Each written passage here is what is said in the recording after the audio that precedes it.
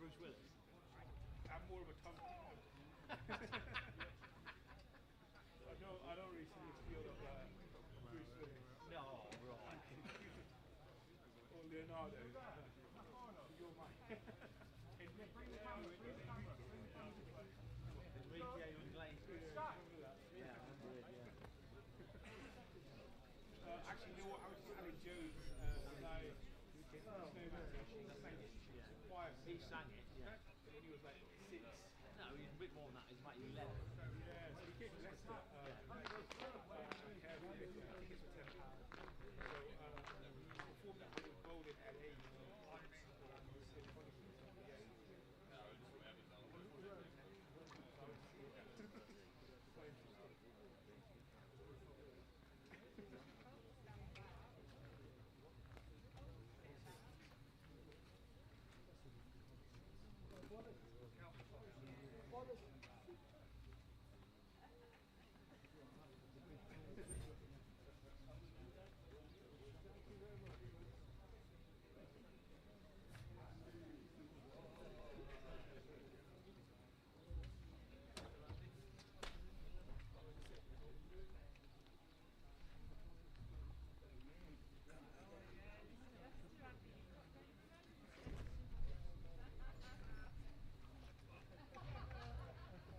Everybody, it's with great pleasure that Leicestershire County Cricket Club welcomes Sir Andy Roberts and Sir Vivian Ricketts to the Uptonsteel. Well, we're back with you a little earlier than usual because there is a presentation taking place on the outfield at the Uptonsteel County Ground, Grace Road, this lunchtime, if you happen to be watching on the stream.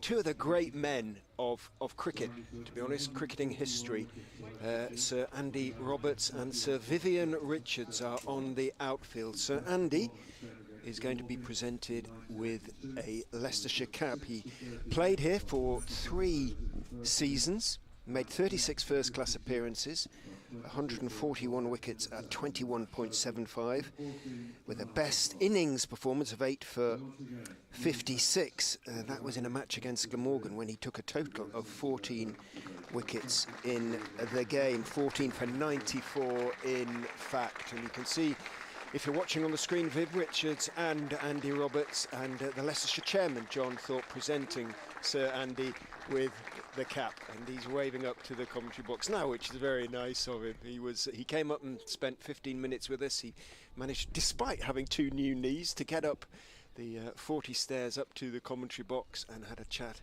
about his time at Leicestershire and a few thoughts about the game then and the game now. But what a great gentleman he is, and what a great player he was for the Foxes, and of course for the West Indies, for whom he took over 200 test wickets. And Viv Richards, of course, well, there's not much that can be said that hasn't been said about the great Sir Vivian, arguably the finest batsman to have played the game, and it is wonderful to see them here at the Uptonsteel County Ground, Grace Road in Leicester.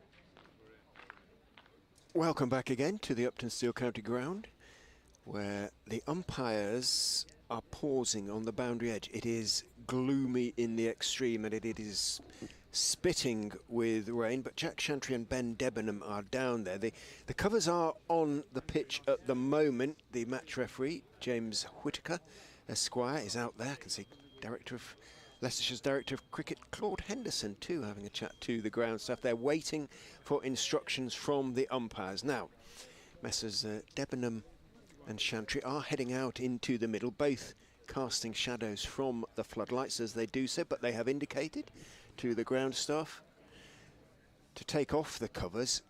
Liam Travaskis alongside, he reckons the light might be an issue at the moment, and it is, as I say, very gloomy. Director of Cricket Operations, Dan Neese, is out there too. Everybody waiting for instructions. Right, the covers aren't coming off there. Although the tractor is leaving the pitch, it's not dragging any covers with it, and I suspect it's going to get a few more. It's heading to where the covers are kept, and yeah, they are going to take a few more out. So unfortunately, we are not going to get a prompt post-lunch start. Now, do not lose hope, because although there is heavy cloud over the ground at the moment, where the weather's coming from, which today is the sort of south-east, it does look lighter. So it is very possible the light will improve sufficiently for us to recommence. And when we do, Leicestershire will be starting again on 17 for 1 in their reply to Northamptonshire's impressive first innings of 453 for 7 declared off 110 overs, so maximum batting point return for the visitors. Their excellent batting performances this season continue in this game. Yeah, the extra covers are coming on. The umpires are now coming off, so we will leave you for the time being. The crowd below are getting autographs from two of the great men of cricket, really, Sir Andy Roberts and Sir Viv Richards. Might go down and join them. Who knows? In the meantime, just for now, from the Uptonsteel County Ground, we'll say good afternoon and hopefully be back with you before too long.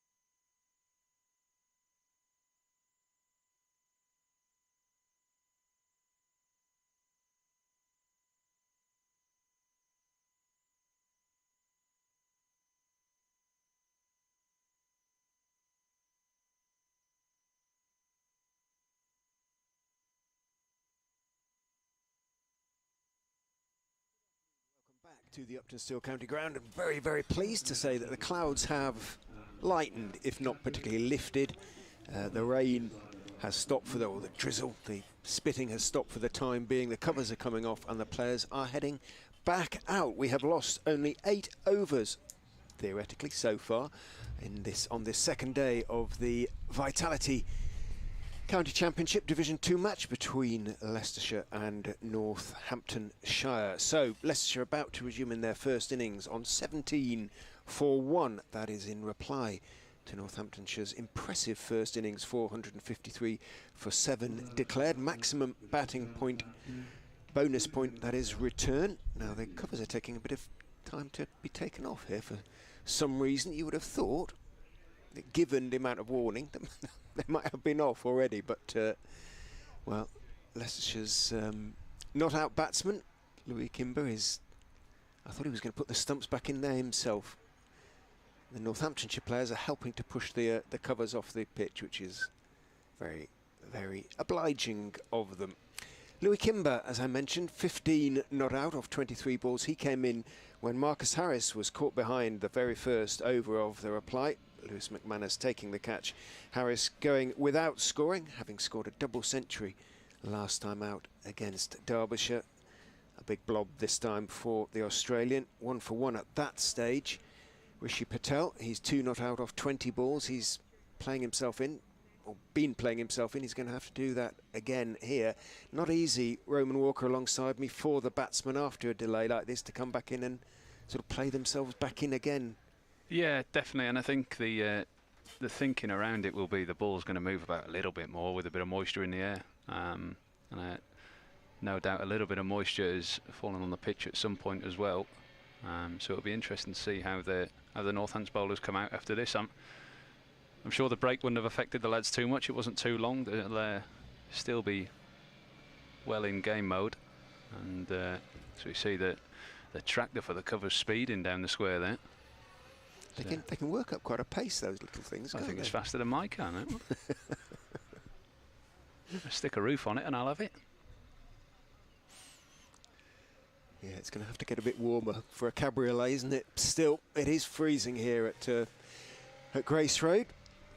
There's rugby going on, or about to be going on up the road at Welford Road, and it feels more like rugby weather out there. Ben Sanderson divests himself of his sweater. It's going to be the Yorkshireman, the South Yorkshireman that is, who's going to take up the attack for Northants from the pavilion end. Chris Tremaine sharing the new ball. Tremaine, now I don't know whether you ever saw any footage of Terry Alderman. He used to get really close to the wicket, and sort of Tremaine, although the action isn't quite the same, likewise gets really close to the wicket and makes sure that LBW is in play. Sanderson, sort of more traditional English seamer, and Roman Walker of Leicestershire will talk you through his the first over on his return. Well, yeah, as we see Louis Kimber just reminding himself by the looks of it of where his stumps are, taking his guard, and now sets up for the ball. Sanderson comes in, a short run up, bowls, it's full outside off and driven by Louis Kimber. What a start that is to the session. It's not going to reach the boundary, but they may well come back for 3 here, and they do. Kimber turning and running. 3 runs to start the session. There's maybe a little bit of a loosener there from Sanderson, but I'm sure, as we all know how good he is, he will be back on the money soon enough. Yeah, I think our colleague Andrew Rad from BBC Radio Northampton said that first wicket of the innings put him on something like 497 for his first class return. Not bad. All formats. All formats. Yeah. All formats. Yeah. Okay, still not too dusty. Well, it still puts him in the late 300s, I think, for first class wickets as he comes in again. And that is a lovely ball, as we said, straight back on the money. It's a good length ball, leaving Rishi Patel. It looked to have pitched on middle and off, and it's beaten him on the outside edge with good carry, as we've seen all game so far. 369 at 22.28 in 102 matches. Some stats. Some stats. For what is known as a late bloomer as well, Ben Sanderson, coming back into the game after being released from Yorkshire at a youngish age. He's certainly done well for himself, or more than that. As he's in again, it's slightly fuller this time, similar line, and defended by Rishi Patel.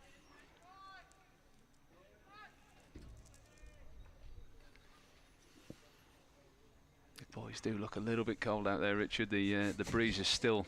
Well, you were keeping out there at itself lunchtime known. doing some sort of practice bowling. Yeah. Was it chilly? It was a bit. I took the gilet off because I was running about, so it wasn't too bad. But as soon as that breeze picks up, you really do feel it. Yeah, and if you're in the slips, you're not doing too much running about. No.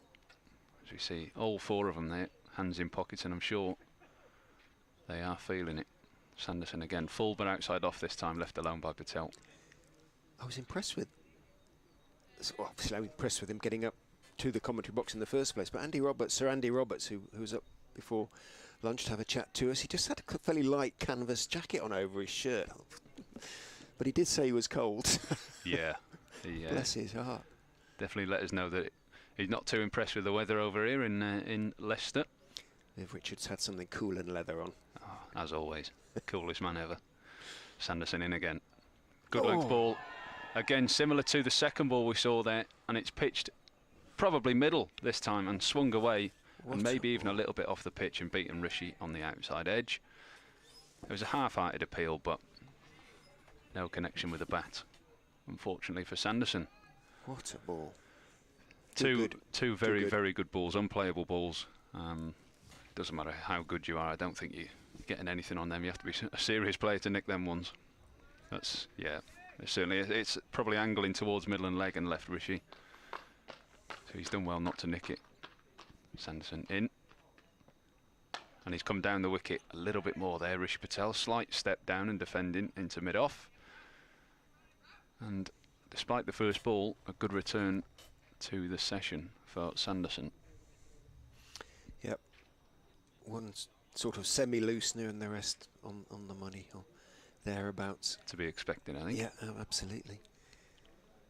1 for 11 from 5 overs for Ben Sanderson, who takes his Northants sweater, heads off down to long leg, and Tremaine will continue from the Bennett end down the slope. 3 slips. So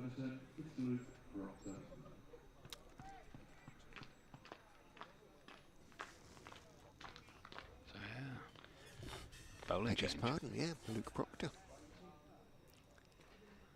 Surprised not to see Tremaine come out for a spell. Puzzled by that. He did a nice break. He was bowling nicely, but there you go. The skipper is bringing himself on, tosses the ball from hand to hand. The angled run comes in and bowls to Louis Kimber, straight. Kimber just leans forward, pushes the delivery out towards mid-on. Louis Kimber is sort of known generally as Kimber, isn't he? I don't know quite why no Louis or why nickname, but it seems to be his sort of semi-nickname, really. Absolutely. Waits with bat raised as Proctor is in, bowls to him. He's looking to turn him off the back foot. Off middle and leg stump into the onside. Does so, but only as far as mid-wicket, where George Bartlett, Centurion, this morning, is fielding. I think Kimber's a rare enough name just to be a nickname. That's probably where it's come from.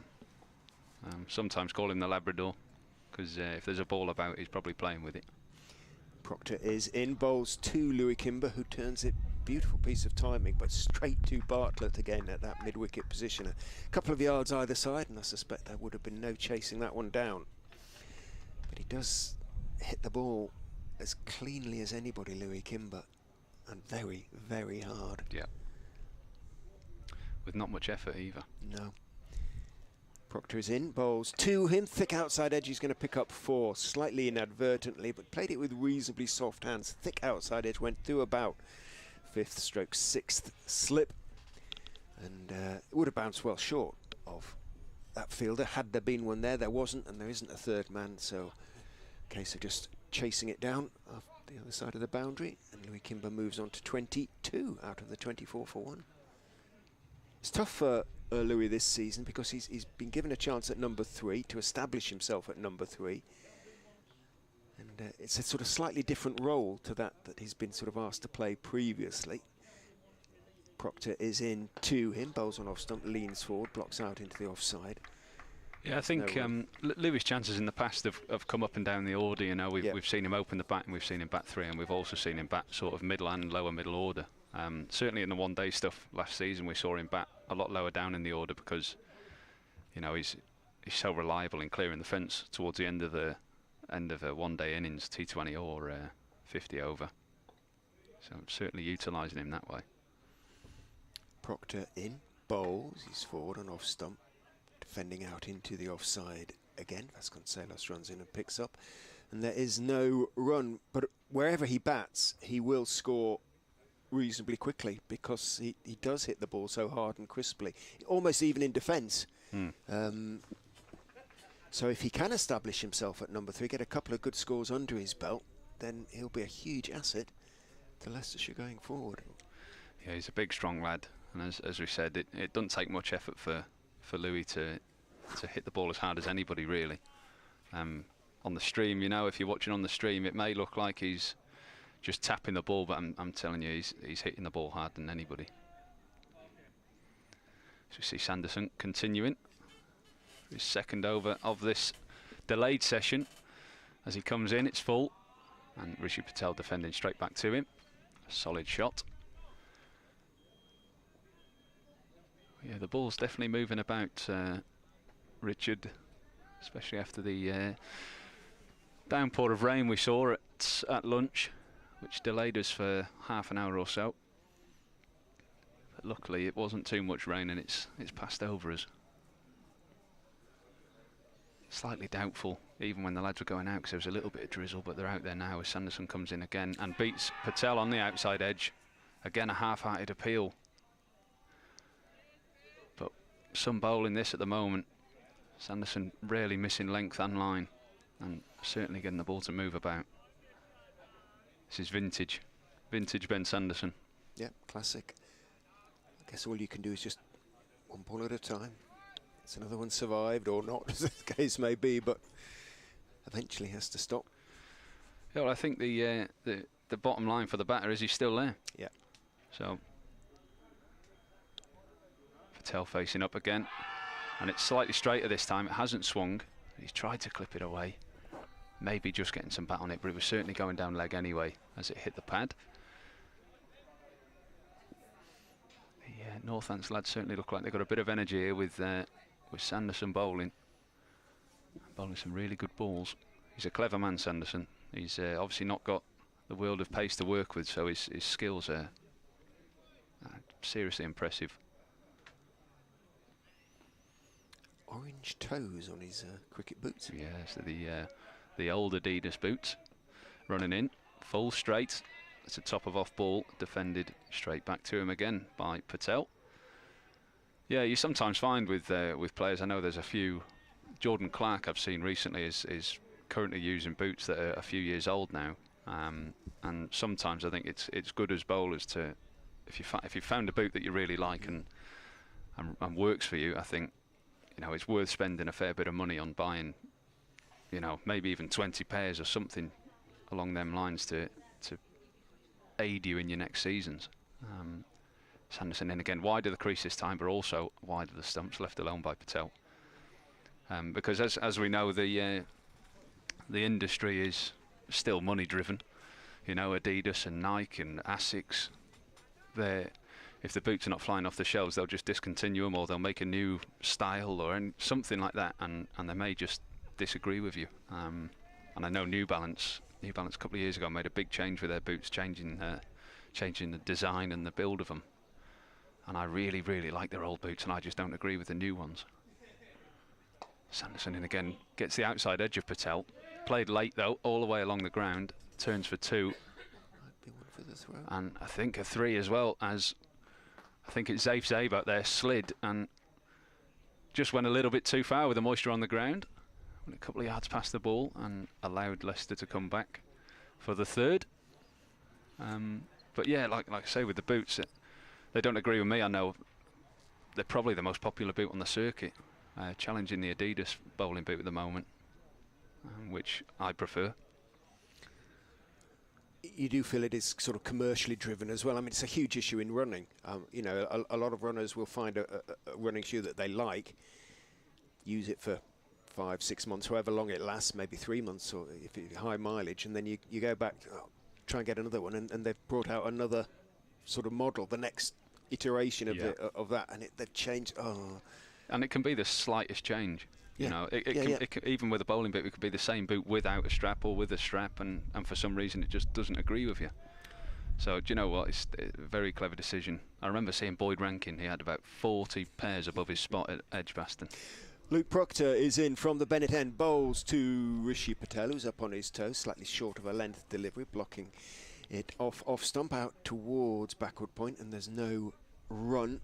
As you say, that if you've got the money, or a little bit of spare money, the thing to do is buy 3 or 4 pairs, I guess, then, isn't it? Or slightly different if you're a pro like yourself, presumably you get them sent or whatever. Well, no, I think we do get a discount, luckily enough, through the PCA. Proctor is in, bowls thick outside edge, going to go for 4 as well. Little bit of movement, Patel on his toes, played it with an angled bat down again through sort of 5th stroke, 6th slip, and no third man, so an opener's 4, if you like. He will say he was perfectly in control of that. The bowler will feel it was a slight moral victory perhaps, but Patel moves on to 9, 31 for 1. Yeah, our boots are our tools as well, aren't they? You know, and so is our kit, so we've got to look after ourselves there. Very much. Proctor tosses the ball from hand to hand, scampers in, bowls on off stump. Patel leans forward very correctly, plays it with head right over the ball, out into the offside. Fielder in the cover, safe Zabe, diminutive figure, sort of extra cover really. There's a mid-off, extra cover, backward point, 3 slips, mid-on, mid-wicket, and a long leg. Getting dark over there where the weather's coming from as Proctor is turned away through square leg by Rishi Patel, and that is going to be 4 to the Milligan Road side of the ground. It's lent forward, does play beautifully off his legs, and isn't averse occasionally to taking a ball off middle and off through the leg side. Well, you know, as we saw with a lot of the Northants top order, they got right across the stumps, and Rishi does. Not quite as much as George Bartlett, for example, but he does get across and allows himself to access that leg side a lot easier. Waits with bat raise, having gone into double figures now, as Proctor is in and bowls on driven for 4. Walked into that, but it was over pitched, and just where Rishi Patel likes it, one of the places where he likes it. There's a lot of places he likes it, but that's certainly one of them. And with mid-on being quite wide, trying to sort of cover sort of straightish mid-wicket as well. Although it was in the air for a few feet, but he knew exactly what he was doing. And there's another boundary to Patel, who, having been taking his time on 2, I think he was on 2 off 30 balls, is now 17 off 36. Shows it seems they've put mid on a little bit straighter now. Proctor in, bowls, no ball. That may be the first of the game. I think it is. Leicestershire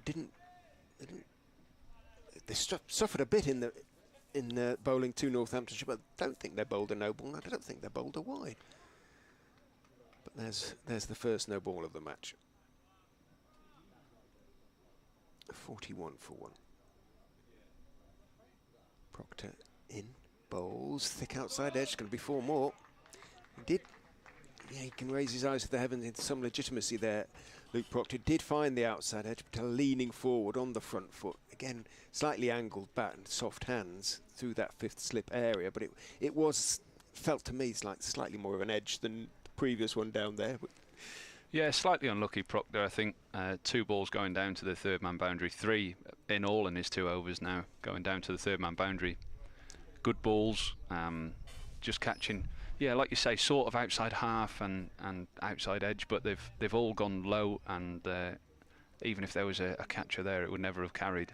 18 off the over, including the no ball. Yeah, so you could say soft hands, good batting, looking after their outside edge, but also slightly unlucky for Proctor as Ben Sanderson continues. It's a back of a length ball, looked to just nip back a little bit by Kimber. It cramped him a little bit as he looked to back foot punch Sanderson through the big gap at cover. Northants with no covering at the moment and a 4th slip instead. I think maybe just trying to entice Kimber into the drive off maybe the wrong ball or a ball that moves away from him off Sanderson, which is what he's been doing so consistently so far in his 6 overs. As he turns, runs in again. Bowls. And it's a full ball, maybe just leaving Kimber again. But prodded out for a dot ball. He's very much a gentle giant, isn't he, Louis Kimber? All his movements are slightly slow, sort of like a sort of giant, but... yeah, I've very rarely seen him angry. Only ever on a golf course or a tennis court. Oh, really? If he doesn't get well, anyone out he's the middle. such a good sportsman. Yeah. I think he plays off 3 with playing golf, and he could certainly play a very good standard of tennis. And he gets angry with himself when he gets it wrong. Sanderson in again to him, and he does drive this time, Kimber. Slightly on the outside half of the bat, but as we say, he hits the ball so hard even when he doesn't catch it clean. And that's great fielding by Zabe. He's chased that down all the way and managed to claw it back in, but they may grab 4. No. He's done very well there, saved his team a run. Big diving effort to claw the ball back and then sprint back after it to throw it in.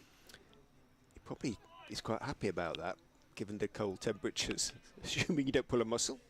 Update coming for BBC Radio Leicester. So I'm going to nip in rudely ahead, if that's all right. 48-1 Leicestershire. They're applying to Northamptonshire's first innings of 453.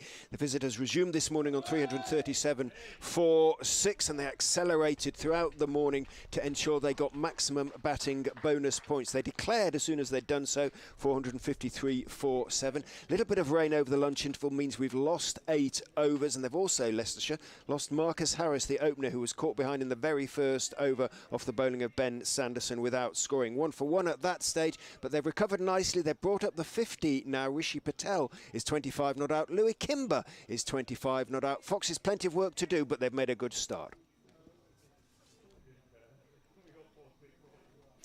Apologies, you just missed one delivery if you're listening to the commentary only, which Rishi Patel hit for 4. Yeah, it was down leg, clip for 4, and Sanderson in again now to reply. And wow. It's a ball on a good length, it's nipped back, and Rishi Patel looked to leave it early on line, and it's nipped back and gone over, middle and off. McManus taking it on his left hip behind the stumps. I don't know if that was as close as Louis Kimber's just before lunch, but goodness me, that was close. That really was close. We've seen a few close leaves, a couple from Sales in Northants innings off Curry, and that one as close as the lot of them. Sanderson in again, looking to build on that now. Last ball of the over, and it's straighter this time and defended into the onside by Patel for a dot ball. That really was close, Richard. A good leave. I'm sure Rishi Patel and Louis Kimber would both maintain. It is one of the differences, I do say it a lot, but with good club cricketers and first-class cricketers, batters are particularly obviously, but they know where their stumps are. Yes. And they judge the pitch bounce usually much more quickly than a club cricketer. I can't think of many club cricketers who wouldn't have played at those. Yeah, no, absolutely. Yeah. And I think, you know, to a traditional Grace Road wicket, you wouldn't see many of them going over the stumps. You wouldn't see many people here leaving on length. But it looks as though with this pitch, you probably get away with it. Proctor bustles in, bowls. Kimber drives, thickish outside edge. There is now a third man, so Leicestershire will be pleased about that. Not that it hasn't gone for 4, but they've taken out one of the close fielders, the sort of backward point. So there is theoretically a single through that area now. Kimber will feel perhaps he would have picked up 4 otherwise, but he takes his 1, moves on to 26, 53 for 1. Getting dark again. As Proctor is in, bowls, and it's pulled down to fine leg, just short of the fence by Rishi Patel. I say pull, he sort of almost helped it on its way, didn't he? Stepped inside the line, stayed standing tall, didn't sort of fall away to the offside too much. There is the long leg, Sanderson, but it was good 20 yards, sort of inside him, so to speak. He was nowhere near it, and it landed only a foot or 2 inside the ropes. Yeah, well played from Rishi, that. I think we've seen, do you know what, going back to Sir Andy Roberts and what he said, that bouncer was a couple of yards quicker from Proctor than his stock pace. And it was well bowled, well directed, but well played as well. Proctor is in, and bowls goes past the outside edge. It's an appeal for a catch behind. He's gone. He's got his man. It bounced and left. Rishi Patel flicked the outside edge and is taken by McManus. So a couple of victories for Rishi Patel, but that one very much a victory for Northampton. Their skipper Proctor, he has Rishi Patel. Patel be so disappointed because it was tough out there. Obviously it was tough out there, the ball moving around in difficult conditions, but once again he'd got himself in, got himself established, was beginning to look really good, but hasn't been able to go on. Well, it's good bowling from Proctor. It's the old bumper followed up by a good nice little away swinger, and as we just see the replay, we see the line of it, and yeah, it'd be a tough ball to leave with the angle that Proctor bowls from. Could he have left it? Could he? Was it? I think it really is a tough one to bowl from, because as we see Proctor, he bowls from slightly over himself and wide of the crease, and that angle coming into the stumps, even though he is moving the ball away, will be a really tough leave. So I'd say good bowling from Proctor there. So a 50 partnership, but another breakthrough for the Northants bowlers. They'll be delighted. Rishi Patel, very much talked about as a future England prospect. A wonderful season last season. Started this one pretty well. As I say, he'll be disappointed not to have been able to go on this occasion. Lewis Hill, Leicestershire's captain, comes to the crease. Probably about time we had a change in the commentary box as well. I don't know whether Wedders or Liam want to come on, because it's getting dark and I don't know how much more cricket we're going to get as well. Well, as we see, a little change in the commentary box. There's a change out in the middle. Lewis Hill, our new batsman, 57 for 2 now, Leicestershire. He just takes his guard, walks down the wicket. That's a little pat down at the wicket. Little jog, get his legs warm, a little stretch. Just Proctor waits at the end of his mark. So we will see Lewis Hill's first ball shortly. As Liam Travascus joins us, we'll have a chat to him after this ball. Comes in, back of a length, defended to mid-off. How are we, Liam? Very well, Rowan. Lovely to join you. And you, pal? On air. What do you reckon so far here? Hey? Leicestershire taking over the BBC? Oh, absolutely. Sorry, fellas. A couple of smirks at the back of the comms box. I was just having a look at Rowan, looking yesterday. Partnership yesterday. There's Proctor's in there. First wicket of 80, 59, 38, 72, 46 and 31. So lots of starts being made in terms of partnerships. Just a partnership there of 56. I think something that's going to make a big difference in this game is a big 3-figure partnership for either team if Northants come to bat again. As we've got a small change in the field here. Deep square is also going out as Proctor's in. Defended on the back foot by Kimber as it brings it over to an end. Successful one for Luke Proctor. I think looking back to the partnerships yesterday, obviously Northants batted well and got through a couple of tough spells from the Leicestershire bowlers, but credit to the Leicester lads that them partnerships didn't get to 3 figures, if you get what I mean. The ball was moving consistently all day, and as we said yesterday, going into the new ball, the 70 to 80th over, the ball was moving more than it was probably for the previous 70 overs. Absolutely. Remember Ben Green bowling a spell from the pavilion end as yesterday, and say lovely swing to the ball.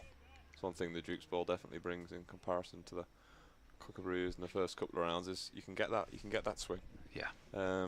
Possibly a little bit cold at the moment to get lavish swing, but we've got Sanderson here who'll be. And there's one thing that Sanderson has done so far. He's moved the ball around in the air and off the deck. And again to Lewis Hill this time, and it's slightly straight from Sanderson. Looked to be a bit of a wobble seamer or an in-swinger, but slightly too short, slightly too straight, and clipped off his hip down towards fine leg by Lewis Hill for his 5th run of the innings now, off just his 3 balls. Like you say, it's a little bit cold, isn't it, to to get that consistent swing. Yeah, to get the big swing, I think the lads out there will be trying to get the ball with a bit of heat in, I think. Absolutely, trying to help that swing, and we're getting into that stage where the lacquer's just coming off and the swing's more likely to happen. Sanderson in. Left outside the off stump by Lewis Hill. I was saying there, something that the Dukes does offer. When that lacquer comes off, you'll know as a seam bowler yourself, you can start getting real swing. Sort of from that 15th over onwards, you can get a good shine on the ball. Whereas I think to begin with, you wanted to keep that lacquer on, trying to keep it hard, allow the ball to nip. I think Sanderson's going for a slightly different method here, looking to swing the ball away. Yeah, I think with the moisture, Sanderson's worked hard, and it's beating the outside edge of Lewis Hill again. On the outside edge with Sanderson, challenging both edges at the moment. Yeah, I think that's traditionally in England, the opening bowlers don't actually swing it too much. You see people like Ben Sanderson, who, as we all know, can swing it, but has succeeded a lot in bowling seam up and moving the ball off the deck. And I can think of Sam Cook, Jamie Porter as well, the opening partnership down at Essex, highly successful. That two people don't swing the ball that much and bowl with a new ball, with someone like Snater coming in as first change who does swing the ball. Sanderson in again, full and straight, defended. It can, you know, the Duke's ball can really change the makeup of a team in that aspect, where you've got two bowlers who, if they can move it off the deck, you're well in play with a new ball. Absolutely. I think that's one thing with slightly greener pitches as well that allows that to happen. As we've got another small change as Sanderson sends square leg back, hopefully trying to disrupt Lewis Hill's feet. Might be thinking a short one might be coming here from Ben Sanderson as he turns at the top of his mark.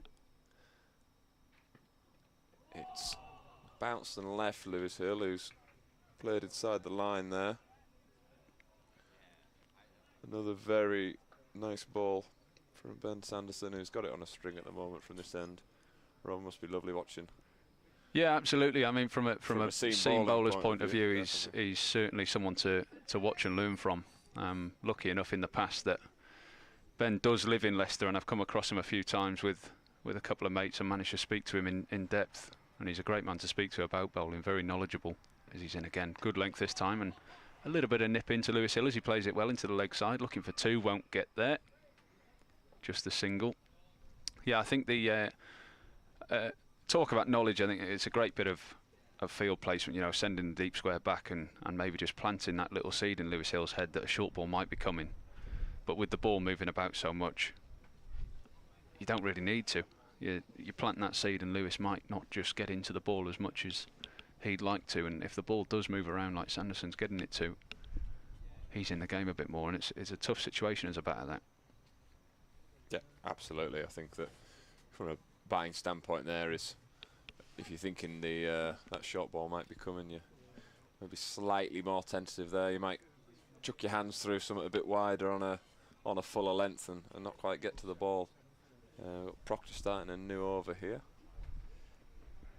Into Hill, which is taking a thick outside edge past third slip, and it's beaten that deep backward point for 4 as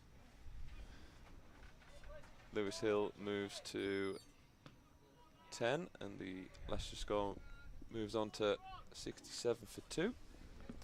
Game's definitely moved forward when the ball's been hard in this game. Yes, yeah. We saw, as we said last night, the tough patches came towards the end of the first ball, coming up to a new ball on the 80th over, and as we've seen here, the ball has gone slightly around the park as it's newer, just on the back foot there. Lewis Hill defending, but that's always been the game, isn't it? The harder the ball is, the harder it will go off the bat, and it's so strong in white ball cricket.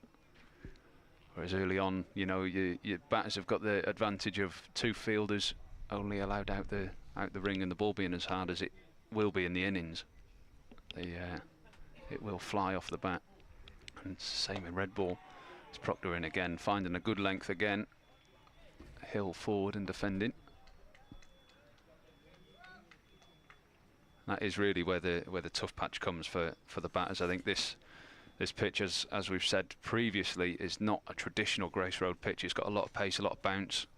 It's nipping a fair bit, and you usually find that with a pitch with pace that it will nip.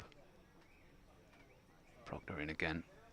Full this time to Lewis Hill. He tries to work it into the leg side, slightly late on it, and it goes out to mid-off.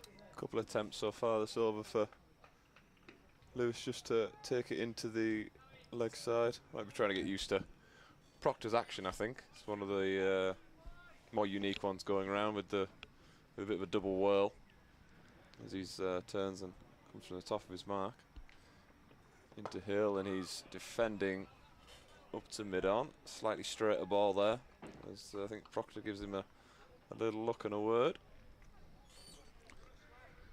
Yeah, the action kind of reminds me, Richard, you might be able to say yes or no to this. Philip de Freitas, slightly off the wrong foot and still bowls away swing. I don't know if you can see that. See it a little bit. Got another change here. The square leg is going back, going for a similar ploy as last over. One ball remaining.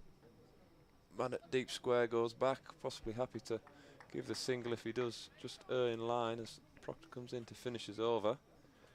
And he's bowled straight. It's knocked into the leg side, pushing hard, and they will come back for 2 runs as that brings the 16th over to a completion. Looks like we might have a change of bowling at the pavilion end, Roman. Yeah, Chris Tremaine, excuse me, coming back for his second spell. Surprised with me and Richard earlier that he didn't open up after lunch, having bowled so well in partnership with Sanderson before lunch. I'm sure Andrew, who's just about to join us, will be able to talk us through that Chris might possibly like bowling up the hill if he does that at Wantage Road. Very similar in terms of the slope. As I said there, Andrew's just going to join in. Afternoon, Liam. Afternoon, everybody. Yes, I think it seemed to me as though it probably was going to be a question of changing ends. I think probably Tremaine did want to go from this end, and now he's got his opportunity, running in with 3 slips in place to bowl to Louis Kimber, and that's outside the off stump. Good carry again, taken by Lewis McManus, sort of chest height. The light is not great, to be honest, but it hasn't been great pretty much all day. Plenty of shadows on shore. Yeah, well, this is the, as we can see. Presumably, as we said, they will have taken a reading, but it's pretty murky out there. I think Northamptonshire will be aware that they've really got the better of the conditions here and need to make the most of it. Here's Tremaine in, bowls to Kimber, who's dropping that down defensively into the crease almost in front of him, and Tremaine fields in his follow through. I was just looking at the book because I think Lewis McManus is closing in on a little milestone. Yes, he is. One more dismissal will be his 200th in first-class cricket.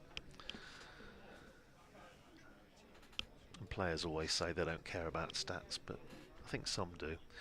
Here's here's Tremaine, driven by Louis Kimber up to mid-off, where it's fielded by Luke Proctor, and there's a certain amount of chortling going on behind me. A small check for light coming here, Andrew. Yeah, I think you're right. Jack Shantry at the far end as we look. It just seems to me, Liam, as though it closed in a little bit in the last sort of 5-10 minutes or so. And yeah, Jack Shantry's got the light meter out, and he's having a word with Ben Debenham, and I think they're going to have a little chat, and I think we might possibly be off. No, we're not. No, we're still on. Good. Good to see some proactive umpiring from Jack Shantry there. I have to say, you can see waiting till the end of the over a lot, which can be quite frustrating as a batting side. So we've got Tremaine in to bowl his next ball. Yep, to Louis Kimber, and it's steered down to third man for a single, well wide of the slip cordon. Tremaine had his hands on his head, but no danger as far as Kimber was concerned. It's a single to him. He goes to 27, 70 for 2. Yeah, that's got to be one of the one of the most annoying things. The instance that springs readily to mind, only because Northamptonshire went on to lose the match by 1 run at Headingley about 3 years ago, was them deciding to wait till the end of the over and Simon Kerrigan getting out at an absolutely crucial time, and then they came straight off for light. Didn't go down well. You get the same with rain, wait until the end. Absolutely. Here's Tremaine in again, bowls this time to Lewis Hill, short, and Hill ducks underneath it, goes through to Lewis McManus. What is one of the joys of the way that cricket is covered these days. I was sitting at the back of the box with one eye on what was happening out in the middle and one eye on Oundle seconds against Brixworth seconds on the live stream from Milton Road. Able to keep up with that one. First day of the Northamptonshire League season, so 16 divisions in all, but I think there's only the top 9 playing today. I think the others start maybe next week or the week after. Big league now. Here's Tremaine in, bowls very full, driven nicely by Lewis Hill, but he's only going to get a single as Proctor sliding away to his left at mid-off field, so that's the end of the over. 13 to Lewis Hill, 27 to Louis Kember, and Leicestershire are 71 for 2, having lost the wickets of Marcus Harris for 0 before lunch, and since the break Rishi Patel for 29. And maybe in the course of this next over, the umpires are having another little chat, so we'll just await the outcome of this before George Scrimshaw. Well, there you go. George Scrimshaw was just about to bowl. Is he going to get the opportunity, or are they having another look at the light? So George, it is going to be, I think, Scrimshaw if they actually decide to stay on. They are. It must be really teetering on the edge there. Yeah, normally you get a marginal reading you're looking for from having conversations with umpires of 1,000. I'm not sure exactly the unit, but 1,000 on their readout, and they'll obviously have the minimum from taking the reading earlier in the day. So it must be very close to that, being able to continuously checking and checking. I was just going to, like you say, there we're going to see George Scrimshaw's first ball in a Northamptonshire shirt as he comes in past the umpire, and it's a beauty of a ball to start with. Well, he almost emulated Tony Pemberthy and Charles Bedford Thornycroft. That's 2 bowlers that's nipped in, taken a wicket with their past first the stumps, and then swung back to the gloves of Lewis McManus there. Those have both taken a wicket with their first ball in first-class cricket for Northamptonshire. It was close, but not quite. Got Scrimshaw in again here to Kimber. Sorry, to Hill. And that's left outside the off stump. It surprised me, Liam, looking at the records, that George Scrimshaw was actually played, given his reputation, that he's actually played as little first-class cricket as he has. This is his 9th first-class match, having moved to, obviously, to Northamptonshire from Derbyshire. His career so far, 9 first-class matches now, 5 List A's and 48 T20s, which tells you quite a bit. It does. Not a lot of cricket under the belt there for George. Is into Hill again, defended on the back foot there. 3rd county for George. I think he's 26, is he? Yep. 3rd county for George. Hopefully a home for a little while. Northamptonshire can give him the support and a bit of game time that he needs, and his body stays right. He wants to play all formats, doesn't he? I think that was the reason for the move. See there, we've got a tall Scrimshaw in again. Defended on the back foot into the point region, allowing a single with that man on the boundary. As I say, we had 3 slips there with a deep backward point, cover, mid-off, mid-on, a deep square leg and a fine leg. I think Ben Debenham's getting a bit twitchy now. It really is gloomy out there, and well, Jack Shantry says no, it's all right, we'll carry on. He's had another check at the light meter, but as absolutely you say, it's got to be right on the mark, I think. Good to see them being proactive, as I said, with Scrimshaw in. To Kimber, defended up to mid-on for a dot ball. It's been a nice start from George Scrimshaw here. Getting a nice hard length. He's looking like he's trying to hit the seam more than swing the ball. I've got nothing to base this on, Liam, apart from just my own observation, and you will know better than me if there's been any sort of directive, but it does seem in the matches that Northamptonshire have been involved with, fourth of the season, that umpires generally, given the fact that we're playing in fairly unpleasant conditions in April, showing every disposition to get on with the game. I would say so. I think that is what we're wanting as cricketers, is trying to get the game to be played. Obviously, there's got to be... Can't be silly with it. It's got to be safe. No, absolutely. It's got to be safe. We're going to have another conversation here as I speak here between the umpires.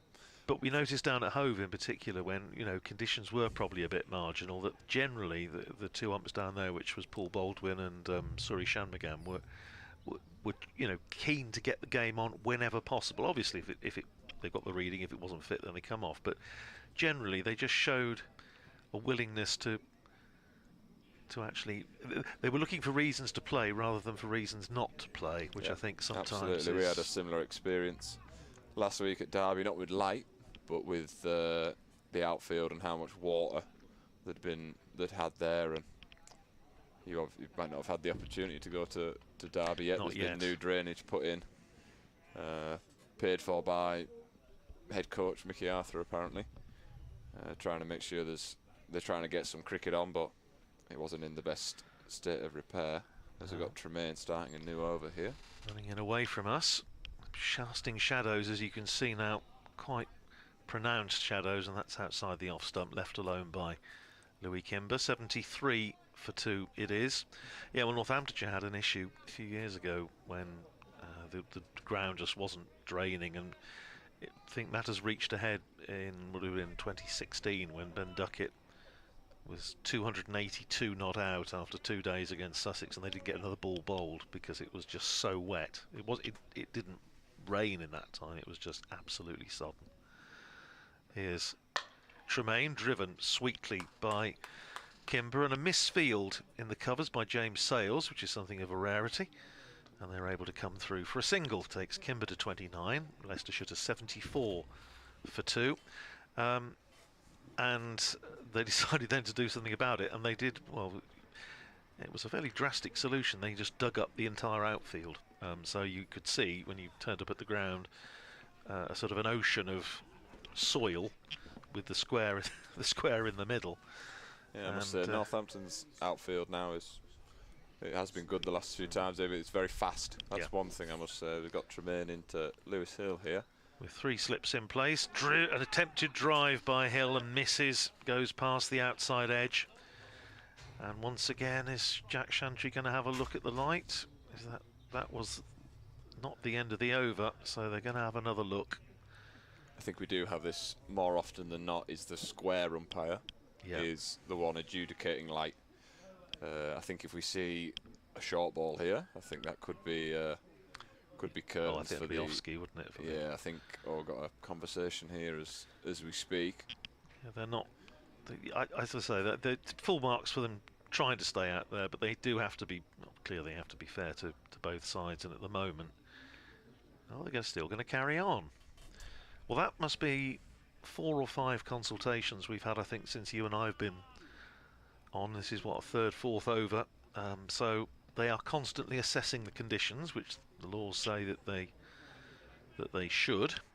Now, once again, we've got the man dropping back at deep square, but as you say, if he tries the short one, I think that might precipitate a dismissal, well, departure from the field, anyway, put it that way.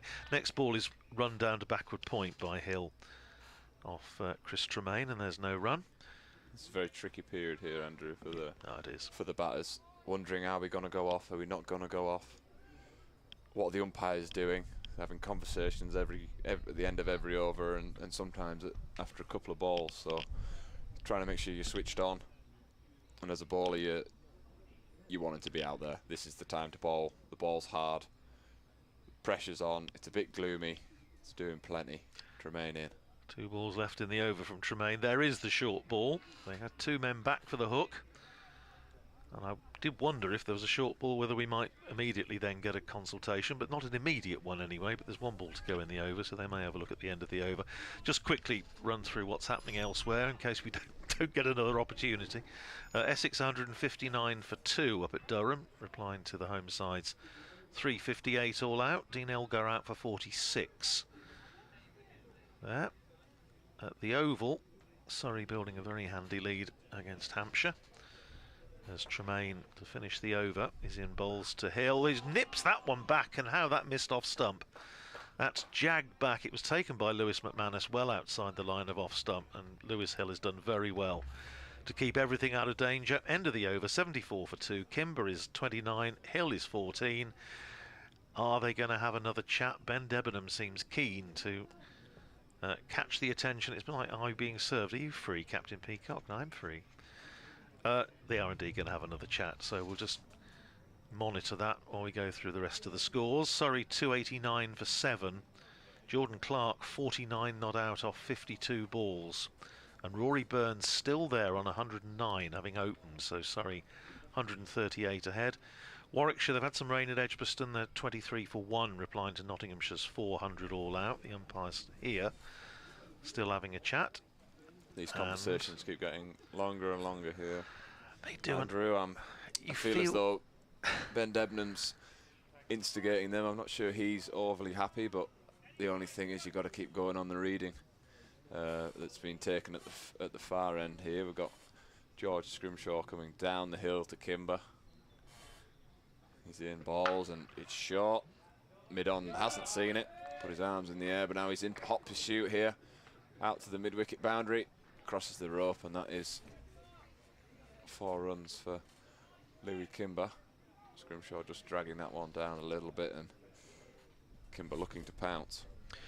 Kidderminster, Stibblestershire 23 for no wicket in reply to Somerset's 309. Again, they've had some rain there as well. They're in play now, then, are they? They are back on, I think, now. At Bristol, Gloucestershire 183 for 4 against Middlesex, so just 20 runs behind after Middlesex were bowled out for 203. Scrimshaw here again, which is length outside the off stump, thick outside edge, fielded by that deep backward point that's situated. Scrimshaw lets out a bit of a cry. I'm not sure he's too happy of his good ball going for 1, but it's go for 1 or dot or a 4, so the captain is trying to just pull this rate back a little bit. It has reduced. We've gone at 4.5 earlier, we're down at 4.1 now as Scrimshaw's in with a slight change of field. Cover's gone to backward point as Scrimshaw's into Hill. Balls down the leg side, thuds into a pad, missing leg, runs into the leg side, and it's a leg by with Hill jogging up to the far end. And in the other match at Headingley, Yorkshire 450 for 5 declared, centuries for Joe Root and Harry Brook, and Derbyshire 23 for 2 in reply. Matt Fisher has nipped out a couple. Good to see Madsen batting there. I think he was off the field for quite a while with split webbing, so good to see that he's out there. But in the fire as Scrimshaw is in here. That's a half appeal. Looks like it's just bounced and possibly taken the back thigh pad. It hit something, didn't it? Definitely slowed down on the way to the keeper there. And interestingly, Scrimshaw wasn't particularly interested. The interest, such as it was, came from keeper and fielders behind the wicket, but it was very much a dead thud. Yeah, it was. More than a nick. Didn't sound woody, did it? Yeah, it's hit him on the back. Both thigh pads, I believe, there, and just dollied to the keeper. We've got Scrimshaw in again to Kimber. He's punched it off the back foot to a square cover. Sales fielding there. Dot ball. I don't know what to make of this light, Liam. It just doesn't look to be getting any better, but I suppose you say probably not getting any worse. It's not getting any worse, yeah, if they've got the reading. So they're definitely trying to keep the cricket on here. There's heavily in favour of the ball at the moment, but Leicestershire batsman standing tall as we've got Scrimshaw into Kimber. Left alone outside the off stump. And that brings the over to an end. The score reads 80 for 2 with the 20th over just being completed there. Another wicket down at Headingley. Derbyshire now 23 for 3. Ben Coates nipped out Lewis Rees. So I think they're having light issues up there as well. Definitely yesterday it's been quite gloomy and dark up there in Headingley. Well, lovely bowling conditions and yes, some bowlers to exploit it there with Ben Code and Matt Fisher. I think Jordan Thompson will be coming into the attack, and Matt Revis off a good second team performance with Tremaine continuing. Still casting shadows as he runs in Tremaine and bowls to Lewis Hill, who plays it down to backward point, and a good diving stop there cuts off any possibility of a run. So 80 for 2 it is here, and you can just sense the fact that the umpires are just wondering whether the light is going to deteriorate further, and obviously that thought, as Liam has said rightly, is in the thoughts of the batters as well, which doesn't help. Here's Hill on strike again, facing this ball from Tremaine. Covers up, pushes it back down the pitch for Tremaine to field off his own bowling. Picked up 50 wickets, Chris Tremaine, in the Sheffield Shield this last winter. Had a fairly good average as well. But, leading wicket taker, was he? He was, and Sheffield Shield. And the year before he was up there as well. He's had 50 good back-to-back years. 50 at 16s. Very impressive. During the winter, 15.9. Very impressive there. So, coming into the home season here in England, full of confidence. Bowls this next ball to Hill, who forces nicely off the back foot. It's going to pick up a single, as Proctor has to make ground to his left. Shies at the stumps at the non-striker's end. Doesn't hit them. And safely through. Sanderson did not want to back that no, up. He didn't. It's about 7 degrees. The captain's just tried to run the batter out the non-striker's end with no chance of it ever being out, and you've got to get down and get your hands in front of it, unfortunately. He'll have a word, no doubt. 81 for 2 it is. Lewis Hill goes to 15. Slight change of field here for Kimber. The man at point who saved a run earlier has come round to cover. He's leaving that open with Tremaine in. Bowls, and it's short, and it's pulled away by Louis Kimber for 4, and he's absolutely nailed that. It was short, it sat up nicely, and Kimber has just pivoted on the right foot and has absolutely creamed that away through mid-wicket for 4. Great to see. That's a fantastic shot. 38 to Louis Kimber. Game's set up for that ball, I believe. A good solid punch drive, and then looking to dominate when they miss short. Well, he hit that hard. Very hard. 85 for 2, Kimber to 38. What will Chris Tremaine's response be? He runs in away from us and bowls wide outside the off stump, but swinging back in, went for the big drive, didn't make contact, goes through to Lewis McManus. It's a good contest, this. I mean, I have to say, I thought yesterday was an absorbing day's cricket to watch, in that the pitch was offering a little bit, and the ball offering a little bit for the bowlers, but it's a good surface, and Northamptonshire were never really allowed to cut loose, as it were.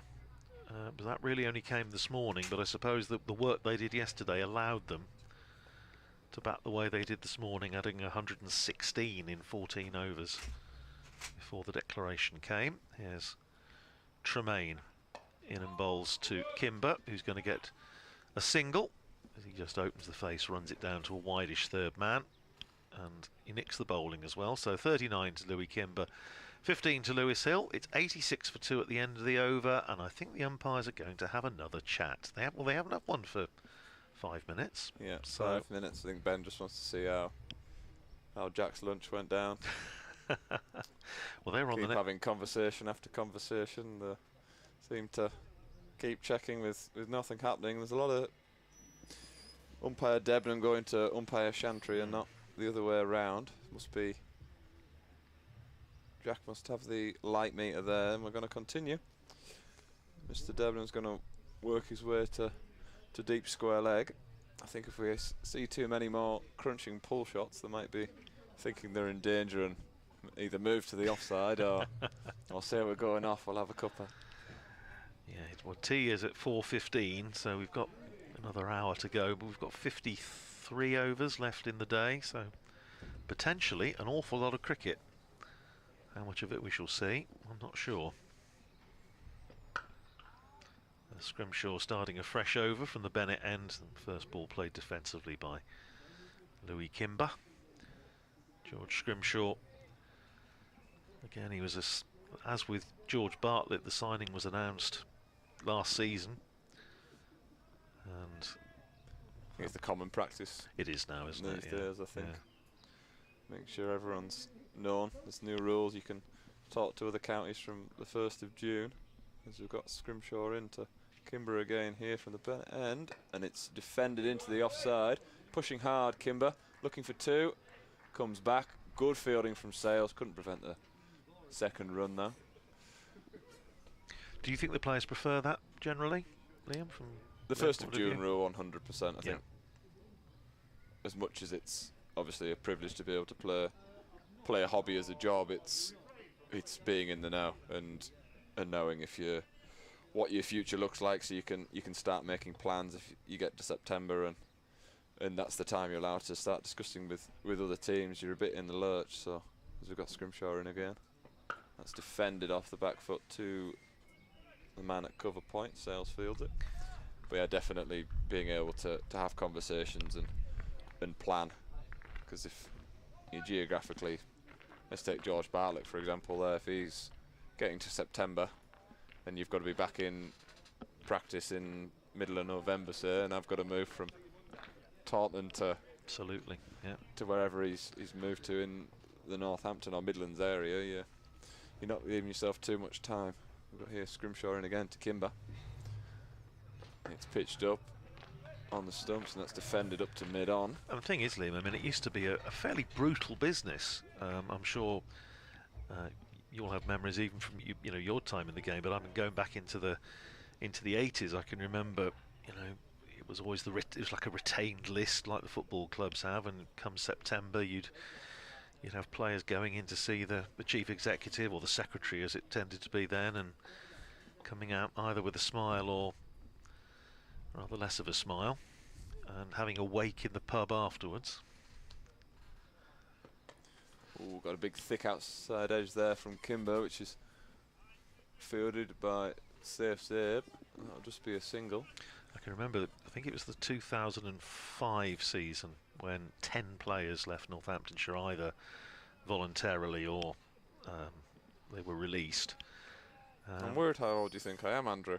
Saying I'd remember these times. Well, no, so not I was wondering if I was no. having apple slices or grapes for my lunch at 6 years old. Cheese strings. Oh, I love a cheese string. Who doesn't? Oh. Who doesn't love a cheese string? But no, it was, as I say, a fairly brutal business. It all had to be left till September. Scrimshaw again here to Hill. That's defended up to mid-on as that brings the over to a finish, with the score reading 89 for 2. Partnership here is 32 between Lewis Hill and Louis Kimber. But seriously, on contract day, players will be down, in Northampton, down the road from the ground is the Abington pub, and you'd have players congregating in the pub and waiting for each other to come down after having their chat with the secretary and whether they've got a new contract or not, and if not, they'd be drowning their sorrows, or if they had, they'd be celebrating. Liam takes a break, takes a blow at the pavilion end, and Richard Ray is back in place. Good afternoon. Afternoon, Richard. And there's Chris Tremaine running away from us. Bowls outside the off stump, left alone by Louis Kimber.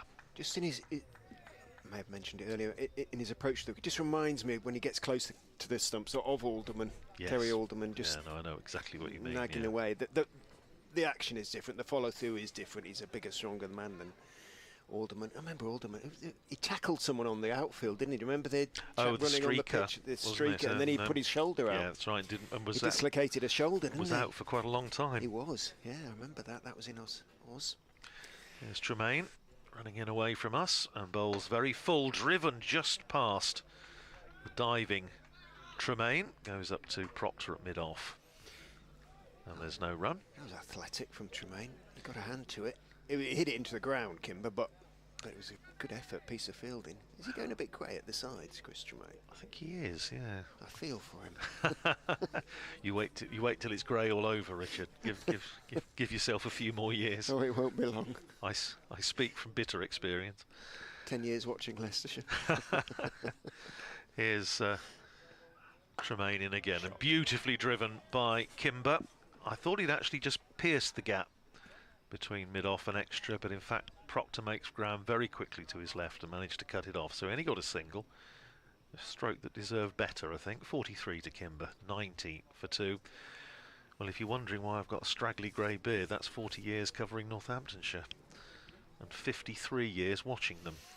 Yep. You get much less for murder. Andrew is actually 37 years old. Just feels it, yes, absolutely. Here's Tremaine running into bowl to Hill, who's forward, drops it down on the side, and they come through for a well-judged single. Takes Hill up to 16, 91 for 2. Good positive batting by the Leicestershire captain.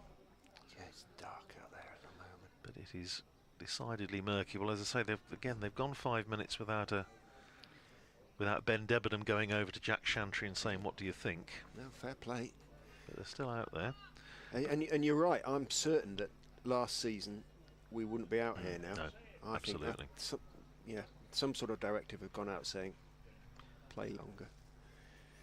Here's Tremaine running into bowl to Kimber, short again, and exactly the same result as before, and he's nailed that for 4 to the front of the meet. He's hit that again very, very hard. He was in position so quickly, picked up the length and pulled it for 4. He goes to 47, 95 for 2. A couple of cracking shots from Louis Kimber off Tremaine in successive overs. Yeah, it's one of his trademarks. He does seem to see the short ball incredibly early. He hits it like a tracer.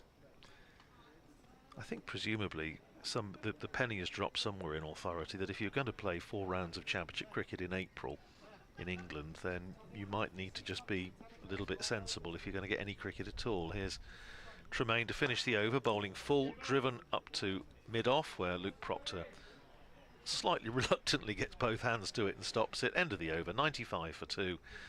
47 to Louis Kimber, 16 to Lewis Hill. I think the light meter might be out again, but No. Jack Shantry's quite happy to just wander over and take the sweater of George Scrimshaw and get him to run in and bowl the next over. I get the feeling Ben Debenham's probably slightly less He's twitchier, inclined. isn't He is. Yeah. Jack is much the younger of the 2 umpires, but yeah, Ben Debenham, the more experienced. He's wandering across again to speak to Jack Shantry. But and I think they're saying you can't bowl pace anymore. Well, No, he isn't. It's Sanderson who's taken his sweater off, but now the umpires are talking. Scrimshaw takes his sweater and cap. Sanderson hands it to umpire Shantry, so I'm talking nonsense. Not for the first time. well, Scrimshaw's only bowled 3 overs for 10. I suppose Sanderson is maybe a little bit, obviously doesn't have the pace of George Scrimshaw, but yeah, it's an interesting one. I mean, Northamptonshire have got safe saved, bowled a bit of left arm spin. No Rob Keogh in this side, of course, at the moment. But if they were told that you just out and out have got to bowl spin to stay on, that they you might finish up seeing a little bit of Karen Nair's speculative off spin. Ben Sanderson down the slope for the first time, bowls to Lewis Hill on the off stump. Hill leans forward, drops it out into the offside. Ooh, that That was an interesting one. He called for the run, and running in from the covers, James Smale picked up, hurled the ball at the stumps, missed them. Would have required a decision of umpire Debenham. The throw missed, and it went down to long leg, so they picked up a second run. But now we're going off. It is too dark now. Well, that one ball was enough for. Oh, are we? Well, no, we're going to have another chat. Everybody turned for the pavilion then, didn't they? Yeah, and they are. Yeah. They are now. So, 23.1 overs into the innings, 97 for 2. We are going to have another delay, and I wonder if we'll have early tea. Like 22 could well be. Could well be. That would be sensible. It would leave, of course, a very long, potentially a very long final session, depending on how long we're off for. But it doesn't. I have to say, looking around, it doesn't look. Whereas before, you quite rightly spotted the fact that it was brighter coming up behind. It doesn't look, to me, to be really very much brighter anywhere. Looks filled in. It has. Louis Kimber, 47 not out of 61 balls. He's hit some cracking shots, particularly a couple of hooks, or pulls, if you like, off Chris Tremaine. It absolutely raced to the deep mid-wicket boundary. Lewis Hill has battled his way through to 18. An important little knock from Hill, and together they've put on 40 so far for the third wicket. The covers are coming on it. It is gloomy in the extreme here now at Grace Road, as well as bitterly cold. We'll be back with you as soon as there's any prospect of play, but just for the time being at least, we'll say good afternoon from the Uptonsteel County Ground.